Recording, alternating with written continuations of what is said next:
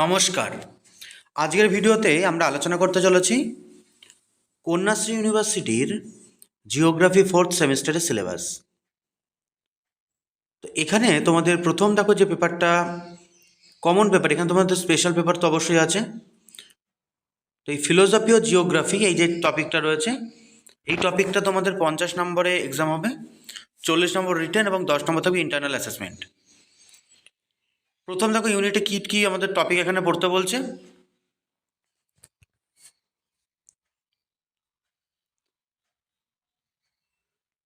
এক নম্বর বলছে place of geography in the classification of knowledge after Varenius and Kant, evolution of geography as a special science.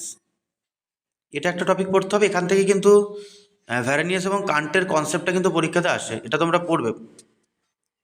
Positivism in geography, critics of positivism, crisis of modernity, shift towards critical perspective.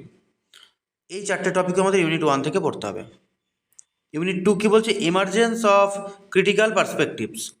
এক নম্বর হচ্ছে behavioural, radical and humanistic geography.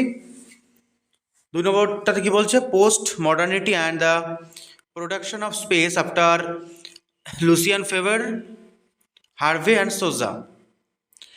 আর পড়তে হবে কি? Cultural turn, feminist geography, space, place and identity এবং chronological geographies of gender. Unit 3 আছে, যেটা unit 3তে কী কী পড়তে হবে? Geography of inequality, colonial and post-colonial interpretation in geography, geography in the era of globalization, political economical perspectives in spatial relations. Okay, এইগুলো তোমাদের কিন্তু পড়তে হবে। ইউনিট 4 দেখতে পাচ্ছ, ইউনিট 4-এ contemporary pedagogies and research frontiers in geography. এখানে revival of classical paradigm, new social geographies, clustering and segregation, hybrid geography, mental map and local imaginaries, এইসব পড়তে হবে। আর কি? Geography of power, regional identity, spatial dimension of political ecology. এটার পরে তোমাদের research method বলে একটা টপিক থাকবে, আর একটা পার্ট পেপার। এখানে তোমাদের দেখো কী কী পড়তে হচ্ছে।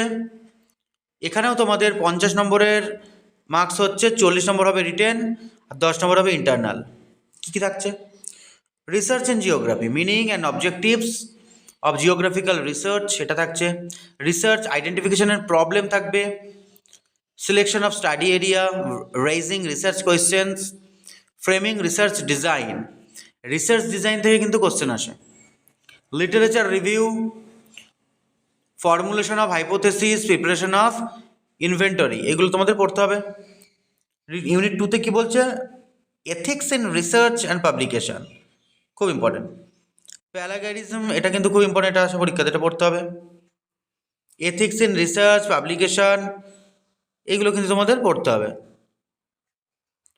Methods of data collection, primary secondary, questionnaire preparation করতে হবে। কোয়েশ্চেনিয়ার প্রিপারেশন নিয়ে আমাদের চ্যানেলে ভিডিও আছে, সেটা তোমরা হেল্প পাবা, দেখতে পারো। Quantitative, qualitative methods in geography and their application. Unit 3-তে কী পড়তে হবে? Elevation mapping and profiling using free data, administrative and thematic mapping using free data, visual methods, compositional interpretation, photo elicitation and documentation of visual materials, oral history, learning to listen, principles and best practices, sound mapping. Unit 4 কি বলছে? Style of referencing and preparation of bibliography, appendices, front and end matters, dissertation.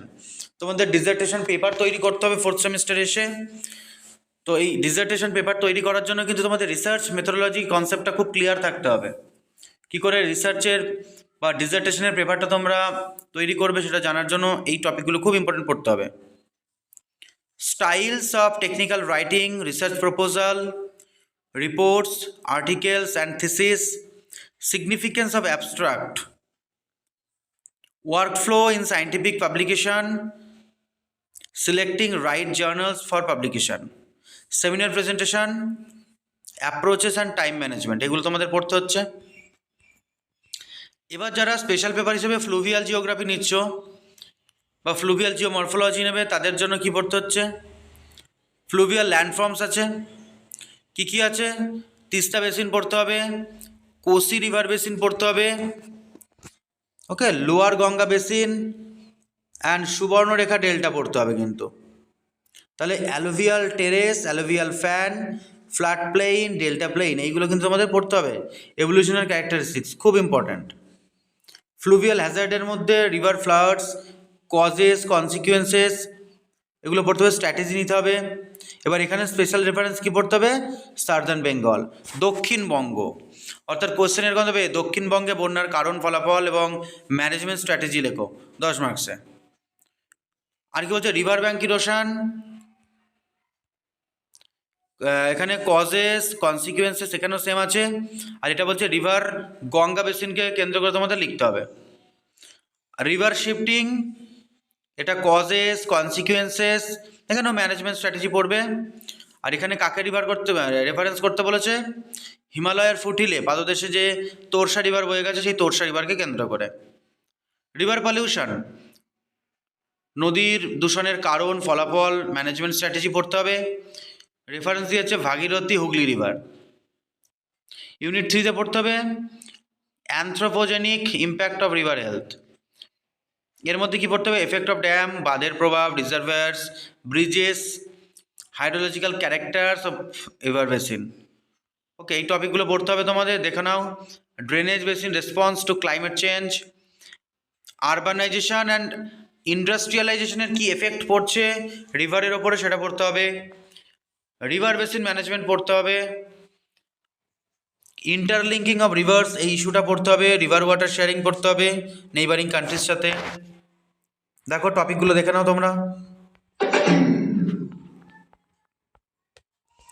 এবার যারা special paper urban geography নিয়েছো, তাদের কি পড়তে হবে? দেখো আরবান জিওগ্রাফির জন্য কিন্তু এটা urban economic base theory, urban economic activities, formal and informal, urban poverty and its management, impact of structural reforms on urban economy in India. Unit 2-তে পড়তে হচ্ছে 4টে টপিক। সোশ্যাল প্রবলেমস, যেমন কিছু স্লাম, স্কোয়াটার, সেটেলমেন্টস, ক্রাইম, এগুলো পড়তে হবে। Solid waste management আছে। Ecological footprint পড়তে হবে। আরবান হাউজিং ইনফ্রাস্ট্রাকচারাল প্রবলেম, এগুলো কিন্তু তোমাদের পড়তে হচ্ছে। আরবান প্ল্যানিং ইন ইন্ডিয়ার মধ্যে 4টে টপিক আছে, 4টে টপিক পড়তে হবে। এদের মধ্যে তোমাদের খুব ইম্পর্টেন্ট এনসিআর আর মুম্বাইটা পড়তে হবে। এনসিইউ, আইডিএসএমটি, জেএনএন, ইউআরএম খুব important. Urban governance in India পড়তে হবে 74th কনস্টিটিউশনাল অ্যামেন্ডমেন্টের উপর ভিত্তি করে। প্ল্যানিং অফ গভর্নেন্স কলকাতার প্ল্যানিং গভর্নেন্স পড়তে হবে। History of planning, planning problems and issues, land use, space use, slums, transport, expansion and new township. Urban ইকোসিস্টেমের মধ্যে urban geo hydrology, floods, wetlands, এগুলো কিন্তু পড়তে হবে। এবার যদি আমরা প্র্যাকটিক্যালের দিকে আসি, যাদের ফ্লুভিয়াল জিওমরফোলজি প্র্যাকটিক্যাল রয়েছে, তাদের যে টপিকগুলো নিয়ে পড়তে হবে, প্র্যাকটিক্যাল করতে হবে, ড্রেনেজ বেসিন অ্যানালাইসিস রয়েছে, দেখো hypsometric curve, basin shape, infiltration, number, stream flow, এগুলো বাইফার্কেশন রেশিও, এগুলো কিন্তু সব শিখতে হবে। চ্যানেল মরফোলজি অ্যানালাইসিস আছে। চ্যানেল মরফোলজি অ্যানালাইসিসের মধ্যে এই যে টপিকগুলো আছে, এই টপিকগুলো কিন্তু এখান থেকে রেডি করতে হবে। ফ্লুভিয়াল হ্যাজার্ড অ্যানালাইসিসের মধ্যে বিওডি, জলের বিওডি, সিওডি, পিএইচের যে লেভেল, এগুলো কিন্তু মেজারমেন্ট করতে হবে ল্যাবরেটরি বেসিস। আর আরবান জিওগ্রাফি যারা প্র্যাকটিক্যাল হিসেবে থাকছে যাদের, তাদের কী করতে হচ্ছে? এখানেও বেশ কিছু টপিক রয়েছে। Tools and techniques for field work, urban এরিয়াতে ফিল্ড ওয়ার্কের কাজ করতে হবে। দেখো interview, FCD, quality life index, inequality mapping, Gini coefficient করতে হবে তোমাদের। সোশ্যাল ইনি অ্যানালাইসিস, র্যাঙ্ক সাইজ রুল করতে হবে, আরবান প্রাইমেসি, এই টপিকগুলো কিন্তু কভার করতে হবে। ওকে, ইউনিট 3-তে দেখো mapping of urban areas, remote sensing and geographical information, অর্থাৎ ল্যান্ড ইউজ, ল্যান্ড কভারের ডিটেকশন করতে হবে। এই টপিকগুলো কিন্তু আরবান জিওগ্রাফির প্র্যাকটিক্যাল নিলে থাকছে।